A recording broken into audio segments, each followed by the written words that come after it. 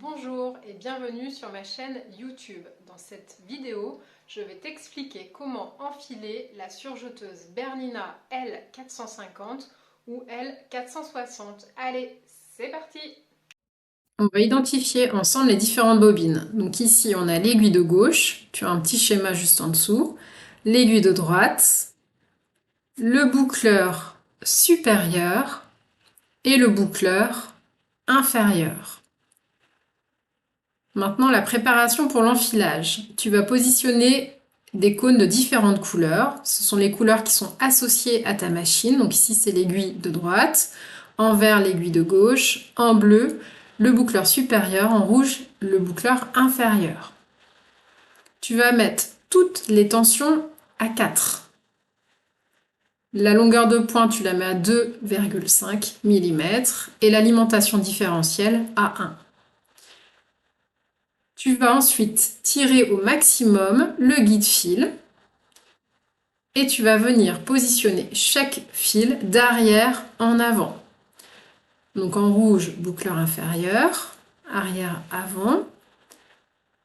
Le fil de l'aiguille de droite, en vert, et en jaune, l'aiguille de gauche. Tu vas insérer chaque fil dans la prétention de fil. Donc là en vert, l'aiguille de droite et en jaune, l'aiguille de gauche. Le bac à déchets, tu le soulèves et tu le bascules vers toi pour l'enlever. Ici, tu as une position d'enfilage. Tu vas tourner le volant vers toi jusqu'à ce que tu aies l'alignement du triangle noir avec la barre rouge sur ta machine. L'enfilage du boucleur supérieur, c'est le premier fil, la première bobine qu'on enfile. Donc tu vas suivre le circuit bleu. Donc là, on vient de passer à un premier guide-fil. Ici, tu as 2 guide-fils. Tu insères ton fil.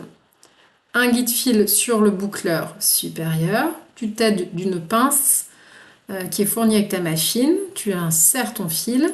Et là, tu vas venir enfiler le chat du boucleur supérieur. Ce fil, ensuite, tu vas le passer entre le couteau supérieur et le pied presseur et tu envoies ton fil derrière. Maintenant, en deuxième, l'enfilage du boucleur inférieur, c'est le circuit rouge. Donc tu suis les points rouges, donc là, 2 guide-fils. Ici, tu as un guide-fil au niveau du boucleur inférieur. Tu vas appuyer ensuite sur le releveur du boucleur inférieur. Là, il y a un guide-fil qui apparaît. Tu insères ton fil dans ce petit crochet et tu rebascules le releveur. Ensuite, tu vas enfiler le chat du boucleur inférieur et tu vas passer ton fil entre le couteau supérieur et le pied presseur et tu envoies ton fil à l'arrière. L'enfilage maintenant de l'aiguille de droite. Donc tu vas suivre le circuit qui est vert, tu passes sous la barre métallique ici, tu remontes, tu redescends, tu passes ici dans un guide-fil, un autre guide-fil, et tu enfiles le chat de l'aiguille de droite. Et tu passes ton fil entre ton couteau et ton pied presseur, et tu envoies le fil derrière. Et en dernier, l'enfilage de l'aiguille de gauche. Donc tu suis le circuit en jaune, tu passes sous la barre métallique, tu remontes ton fil, tu le redescends, tu passes dans le guide-fil ici tout à gauche, pour l'aiguille de gauche, le guide-fil de gauche, et là tu enfiles le fil dans l'aiguille de gauche. Tu passes ton fil entre le couteau supérieur et le pied presseur. Tu refermes le capot avant de ta machine et là on va faire un test couture.